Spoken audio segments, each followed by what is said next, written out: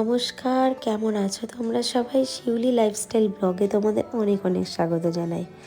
নতুন একটা সকালে তোমাদেরকে সাথে নিয়ে চলে আসলাম একটা দারুণ ভিডিওর সাথে। তাহলে চলো ভিডিওটা দেখতে থাকো আর আমার পাশে থেকো। আশা করি আজকের ভিডিওটা তোমাদের অনেক ভালো লাগবে।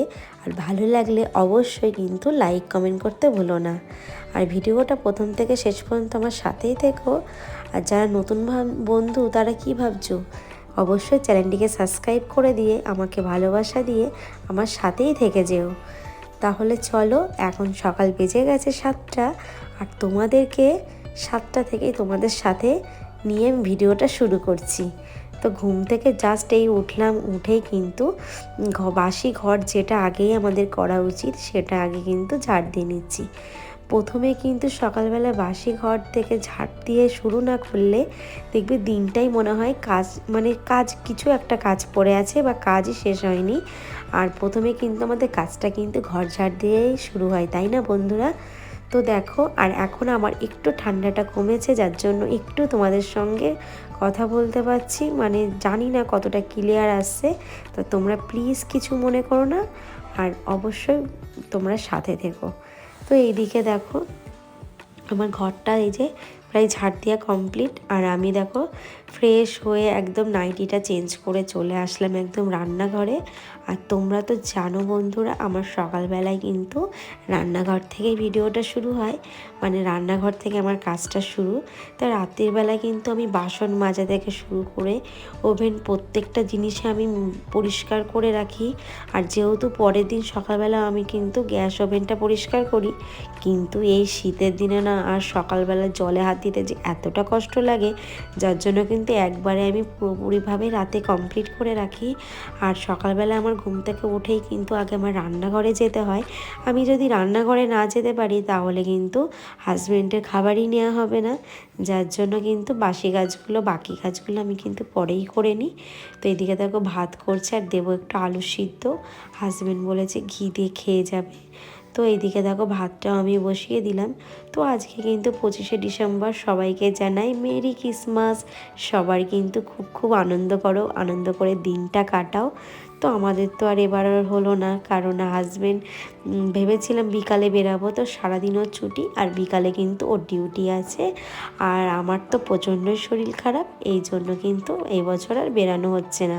25শে ডিসেম্বরে গত বছর বেরিয়েছিলাম একটু ঘুরতে। আসল কথা কী জানো তো, সবসময় সময় আর হয়ে ওঠে না। আর এই দিকে দেখো, আমি কিন্তু লেবু দিয়ে চা লেবু জল খেয়ে আর হাজব্যান্ড চা করে দিলাম, দুজনে খেয়ে নিয়ে কিন্তু মামামের জন্য দুধটাও আমি জাল দিয়ে দিয়েছি। তারপরে কিন্তু একদম চলে এসেছি পুরো রান্নার কাজে। তো এদিকে করবো একটু শিম পাতুরি। তো তোমরা কেমনভাবে করো বন্ধুরা আমাকে জানিও। তো আমি এইভাবে কিন্তু শর্টকাটে করি, কালো জিরে ফোড়ন দিয়ে শিমটা নুন হলুদ দিয়ে ভালো করে ভেজে নিয়ে তাতে একটু জিরে, টমেটো, একটু কাঁচা লঙ্কা, তার সঙ্গে সর্ষে পেস্ট করে দিয়ে দিলাম। সুন্দর করে কষিয়ে যখন তেলটা ছেড়ে আসবে তখন কিন্তু আমি হালকা অল্প পরিমাণে জল দিয়ে আমি এইভাবে ঢেকে রেখে দেবো। এটা কিন্তু খেতেও দারুণ লাগে আর খুব টেস্টি হয়। তো আমি এইভাবে সুন্দর করি, এইভাবেই করি শর্টে কাটে। তো তোমরা দেখো বন্ধুরা, ফাইনালি কালারটা কত সুন্দর এসেছে। তো যাই হোক, তারপরে কিন্তু এদিকে কিন্তু আমি পেঁয়াজকালি, গাজর, তারপরে রসুন, সমস্ত কিছু সবজিগুলো আমি কেটে নিয়েছি, এখন বসিয়ে দিয়েছি। একটা সুন্দর টিফিন করব সকালে। কি বলো তো বন্ধুরা, আমি করব ভাত ভাজা।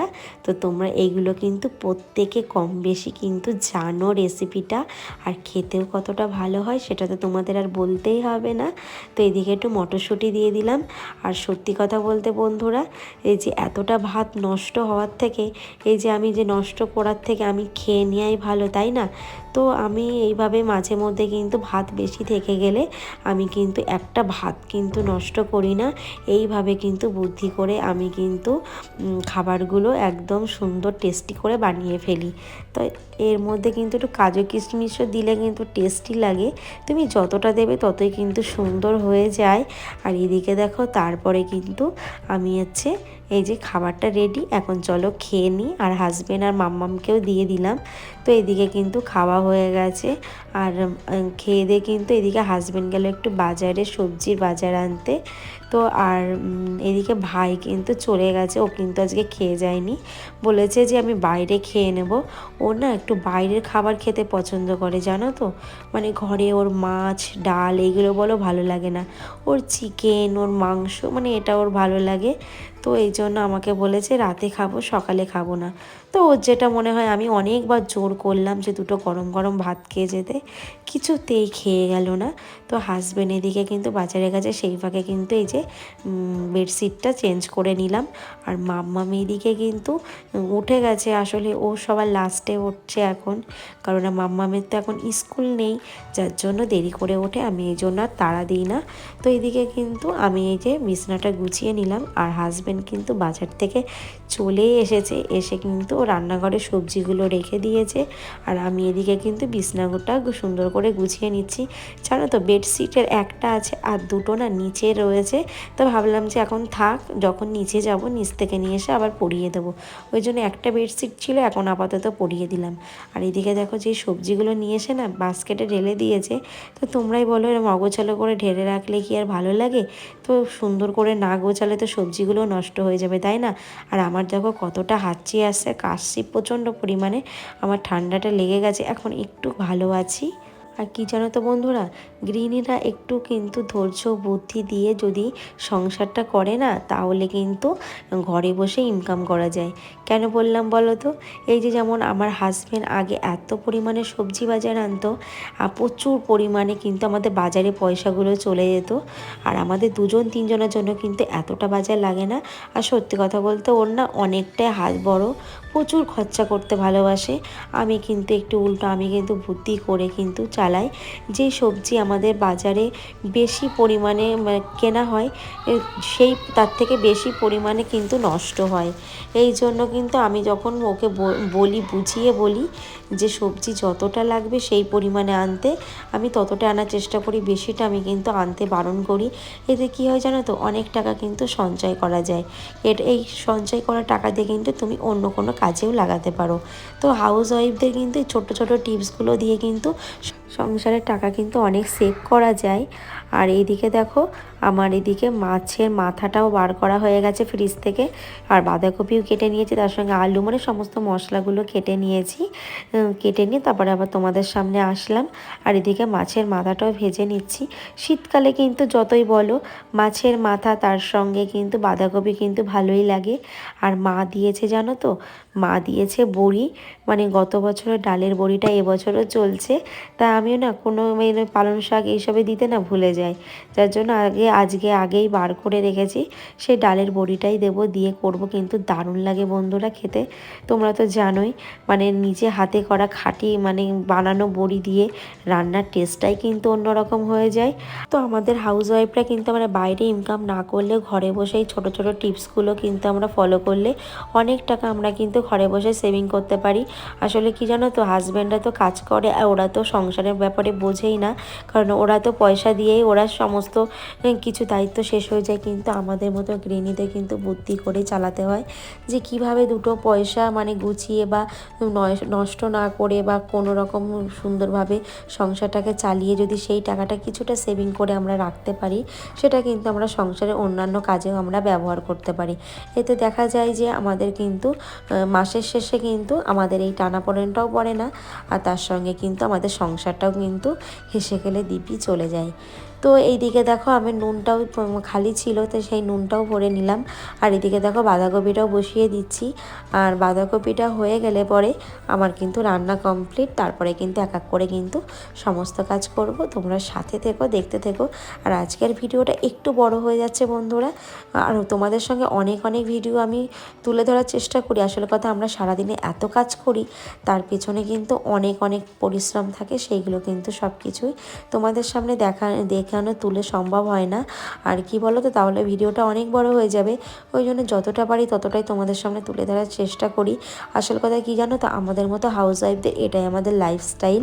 মানে আমরা সারাদিন কি করি না করি সেটাই তোমাদের সঙ্গে তুলে ধরার চেষ্টা করি। আর তোমরা এত এত বন্ধুরা আমাকে এত ভালোবাসা দিচ্ছ, এত সুন্দর সুন্দর কমেন্ট করছো, আমি তোমাদের সব কমেন্টগুলো পড়ি, কিন্তু সব কমেন্টে রিপ্লাই দেওয়া হয়ে ওঠে না। তাই তোমাদেরকে আমার তরফ থেকে অনেক অনেক ভালোবাসা, অনেক অনেক আন্তরিক শুভেচ্ছা। এইভাবে আমাকে সাপোর্ট করো আর আমাকে সামনের দিকে এগিয়ে নিয়ে যেতে অনেক অনেক সাহায্য করো। আর এইদিকে দেখো, তোমাদের সঙ্গে কথা বলতে বলতে আমার বাসনগুলোও মাজা হয়ে গেল। আর এদিকে কিন্তু আমি সুন্দর করে কিন্তু ওভেনটাও পরিষ্কার করে নিলাম। তারপরে বন্ধুরা আমি ঘর মোছা হয়েছে, স্নান করা হয়ে গেছে। আর মাম্মাম এদিকে পুজো দিচ্ছে, কারণ আমার পিরিয়ড হয়েছে, এই জন্য কিন্তু আমি পুজো দিতে পারছি না। আর ও 3 বেলা করে ওই দিচ্ছে গপুকে, তো ও যেটাই দেয় সেটাই অনেক ভালো। তো এইদিকে দেখো বন্ধুরা, এইদিকে কিন্তু আজকে যেহেতু ক্রিসমাস, তার জন্য কিন্তু এই যে আমার ভাই কেক এনে দিয়েছে, সেই কেকটা আমার মাম্মাম কাটছে। তো চেষ্টা করেছিলাম যে সুন্দর করে একটু ডেকোরেশন করব। এই বললাম যে হয়ে উঠলো না, শরীরটা খারাপ, তারপরে হাজব্যান্ড বাড়িতে ছিল না, যার জন্য কিন্তু আমাকে সবজি বাজার দিয়ে আবার কাজে বেরিয়ে গেছিলো। আর এইদিকে দেখো মামাকে কিন্তু এই যে খাইয়ে দিচ্ছে, আমিও খাইয়ে দিলাম। এই ছোট্ট ছোট্ট কিন্তু অনুভবগুলো, এই ছোট্ট ছোট্ট কিন্তু অনুভূতিগুলো অনেক আনন্দ দেয়। তো অনেক খুশি লাগে, অনেক ভালো লাগে যে বাচ্চার মুখেও হাসি ফোটানো যায়। আর ও আমাকে কিন্তু অনেক বায়না করেছিল বাইরে ঘুরতে যাওয়ার। তো আমি দেখো এই ছোট্ট একটু কেক দিয়ে কিন্তু ওর মুখে অনেকটা হাসি এনে দিলাম। আসলে কথা, সবসময় কিন্তু আমাদের হয়ে ওঠে না আর্থিক দিক থেকে, তো আমাদের সেইভাবে কিন্তু বুঝে চলতে হয়। তো এইভাবে কিন্তু অনেক কিন্তু হাউস ওয়াইফদের কিন্তু সংসারে কিন্তু অনেক এইভাবে দায়িত্ব পূরণ করতে হয়, বা সবার কিন্তু ভালো লাগার দিকেও আমাদের দেখতে হয়, তাই না? তো এদিকে যে কেকগুলো নিয়ে আসা হয়েছিল, এদিকে কিন্তু আমি সবাইকে দিয়েছি ঘরে, আর সবাই সবাইকে আমাদেরকে দিয়েছে।